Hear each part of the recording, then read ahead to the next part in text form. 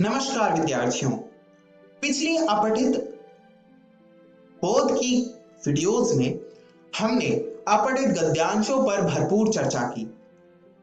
आपको याद होगा कि अपठित बोध के दो प्रकार होते हैं, पहला गद्यांश और दूसरा पद्यांश, जिसे काव्यांश भी कहते हैं। आज की इस वीडियो में हम काव्यांश को हल करना सीखेंगे। पिछली दो वीडियो में हमने गद्यांश को हल करना सीखा था। जिस प्रकार सरलता पूर्वक गद्यांश को हल किया जा सकता है, ठीक उसी प्रकार काव्यांशों को भी सरलता पूर्वक हल किया जा सकता है। आइए जानते हैं अपठित काव्यांशों को हल करने की विधि और आज की इस वीडियो का विषय बिंदु। आज की इस वीडियो में अपठित काव्यांश का अर्थ जानेंगे और जानेंगे अपठित गद्यांश को हल करने की विधि और उदाहरण युक्त स्पष्टीकरण करेंगे, यानी जो विधि हम इस वीडियो में डिस्कस करेंगे उस विधि के अनुसार एक काव्यांश को हल करने का प्रयास भी करेंगे। आइए शुरू करते हैं। काव्यांश क्या होता है? जब आप अपना प्रश्न पत्र खोलेंगे तो उसमें आप देखेंगे कि एक गद्यांश दिया हुआ है, एक काव्यांश दिया हुआ है और काव्यांश के आधार पर कुछ प्रश्न पूछे गए हैं। जब हमने गद्यांश को हल करना सीखा था तो उसमें हमने लघु उत्तरात्मक प्रश्न को आधार बनाया था। काव्यांश को हल करते हुए हम बहुविकल्पात्मक प्रश्न या एमसीक्यू को आधार बनाकर इसे हल करना सीखेंगे। उससे पहले हम जानते हैं अपठित काव्यांश का अर्थ क्या होता है।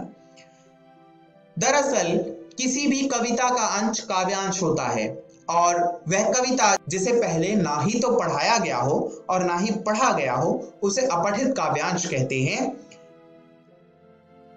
और उस काव्यांश से संबंधित कुछ प्रश्न पूछे जाते हैं। वह प्रश्न लघु उत्तरात्मक भी हो सकते हैं और बहुविकल्पात्मक प्रश्न भी हो सकते हैं, जैसा कि हम पहली वीडियो में चर्चा कर चुके थे। इस प्रकार हम कह सकते हैं किसी काव्यांश का अंश जिसे पहले पढ़ा ना गया हो उसे अपठित काव्यांश कहते हैं। और प्रश्न पत्र में अपठित काव्यांश से अर्थ है वह काव्यांश जिसके आधार पर कुछ प्रश्न पूछे जाएं। आइए अब हम इस प्रश्न को किस प्रकार हल करना है उसे जानते हैं। अपठित काव्यांश को हल करने की विधि थोड़ी अलग है गद्यांश से।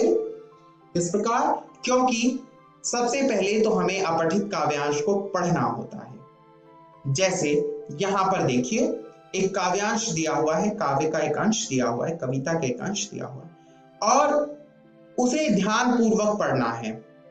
उसको पढ़ने के बाद हमें काव्यांश के जो प्रश्नों को पढ़ना है और प्रश्न को जोड़कर काव्यांश को पढ़कर उसका उत्तर खोजने का प्रयास करना है। आइए इसे और सरल बनाते हैं और इसे हल करने का प्रयास करते हैं। देखिए सबसे पहले आइए काव्यांश को पढ़ते हैं। काव्यांश है, तिल तिल मिटूंगा पर दया की भीख मैं लूंगा नहीं, वरदान मांगूंगा नहीं, स्मृति सुखद पहरों के लिए, अपने खंडहरों के लिए यह जान लो मैं विश्व की संपत्ति चाहूंगा नहीं, वरदान मांगूंगा नहीं। क्या हार में क्या जीत में किंचित नहीं भयभीत मैं, संघर्ष पथ पर जो मिले यह भी सही वह भी सही, वरदान मांगूंगा नहीं। अब देखिए ये काव्यांश दिया गया है और इस काव्यांश से संबंधित कुछ प्रश्न दिए गए हैं। पहला प्रश्न है कि कविता से कवि के व्यक्तित्व के किस गुण का पता चलता है। अब देखिए प्रश्न के लिए विकल्प भी दिए गए हैं कि स्वाभिमानी एवं आत्मविश्वासी होने का, संघर्षशीलता का अभाव, कर्तव्य विमुख होने का या भाग्यवादी होने का। अगला प्रश्न है कि कवि जीवन में मिलने वाली असफलता को क्या मानता है, निराशा, विश्राम, जिजीविषा या उद्यमशीलता। अगला प्रश्न है कि कवि अपने समय को सुखद बनाने के लिए क्या नहीं करना चाहता। विकल्प हैं परिश्रम, सुखदायी वस्तुओं की खरीद, विश्व की संपदा की कामना, अपने धन का त्याग। अगला प्रश्न है कि यह भी सही वह भी सही का आशय इनमें से क्या है, यानी निम्न विकल्पों में से क्या है? सुख दुख, जीवन मरण, लाभ हानि, धन दौलत। और पांचवा प्रश्न है, वरदान शब्द का विपरीतार्थक शब्द क्या है? और विकल्प दिया गया है शाप, अभिशाप, श्राप, उपयुक्त, सभी। तो आइए अब हम जानते हैं किस प्रकार हमें हल करना है इसका। तो उत्तर लिखने के लिए हमने प्रश्नों को पढ़ा। अब हम देखेंगे कि कविता से कवि के व्यक्तित्व के किस गुण का पता चलता है। अब हम कविता देखेंगे कि कविता हमने पढ़ी और कविता में हमने देखा कि कवि भाग्य के भरोसे नहीं है, खुद अपनी मेहनत करना चाहता है। तो इससे हम देखेंगे कि कवि जो है वो कर्तव्य विमुख है ना, कर्तव्य विमुख है, यानी वह कर्तव्य को प्रधानता देता है। इसीलिए कवि के व्यक्तित्व में कर्तव्य विमुख होने के गुण का पता चलता है। हमारा अगला प्रश्न है, दूसरा प्रश्न है, कवि जीवन में मिलने वाली असफलता को क्या मानता है? अब देखिए, हम कविता पढ़ेंगे तो कविता में हमें एकदम वो वाला शब्द नहीं मिलेगा जो विकल्प में है, क्योंकि आप देखिए निराशा, विश्राम, जिजीविषा, उद्यमशीलता, चारों ही शब्द इस कविता में प्रयुक्त नहीं हुए हैं, इस काव्यांश में है ही नहीं।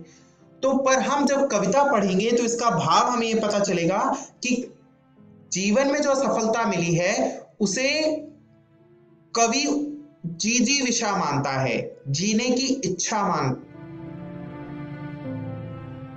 कवि को जीवन में जो असफलता मिली है उसे वो उद्यमशीलता मानता है। उद्यमशीलता का अर्थ होता है उसे और ज्यादा बनाने की, और ज्यादा मेहनत करने की जो आशा है वो कवि को मिलती है। असफलता उद्यमशीलता बढ़ाती है।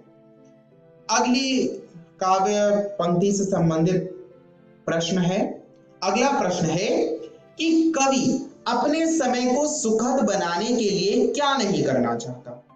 अब देखिए, आप इस कविता को पढ़ेंगे तो आपको इसमें अर्थ मिलेगा कि वरदान नहीं मांगना चाहता, किंतु वरदान मांगना नहीं चाहता ऐसा कोई विकल्प ही नहीं है। विकल्प है परिश्रम, सुखदायी वस्तुओं की खरीद, विश्व की संपदा की कामना, अपने धन का त्याग। तो यहाँ पर उत्तर क्या होगा? तो आप देखेंगे कि यह जान लो मैं विश्व की संपत्ति चाहूंगा नहीं, यह कविता में दिया गया है। तो इस प्रकार उत्तर होगा कि विश्व की संपदा की कामना करना कवि नहीं चाहता अपने जीवन को सुखद बनाने के लिए। इस प्रकार हमने 3 प्रश्न जो है वो सरलता पूर्वक हल कर लिए। अब आइए हम चौथा प्रश्न हल करते हैं। चौथा प्रश्न है, क्या यह भी सही वह भी सही का आशय क्या है? आशय का मतलब होता है अर्थ। अब कविता में आप देखेंगे कि यह भी सही और वह भी सही पंक्ति का प्रयोग हुआ है। अब इसका अर्थ यह है कि दुख मिले चाहे सुख मिले, कवि को सब कुछ सही ही लगता है, हर हालत में वह परिश्रम करने को तैयार है।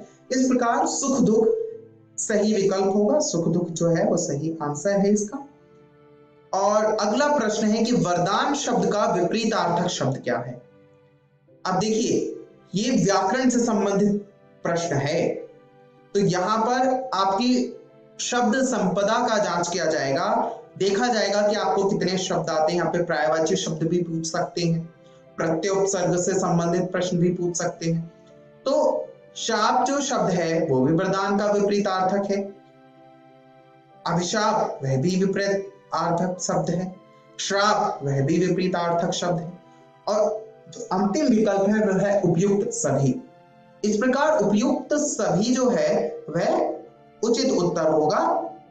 इस प्रकार हमने देखे सरलता पूर्वक इस प्रकार इस प्रश्न को हल कर लिया। अब एक प्रश्न और पूछा जाएगा आपसे शीर्षक संबंधित।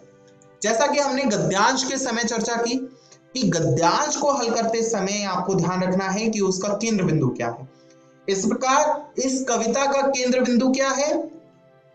केंद्र बिंदु है वरदान मांगूंगा नहीं, क्योंकि आप देखेंगे कि वरदान मांगूंगा नहीं वो पंक्ति बार बार रिपीट हो रही है। तो हम यह जो पंक्ति है वो रख सकते हैं, टेक है एक तरीके से, और यही हम इसका अगर शीर्षक रख देंगे तो अनुचित नहीं है, सही ही है।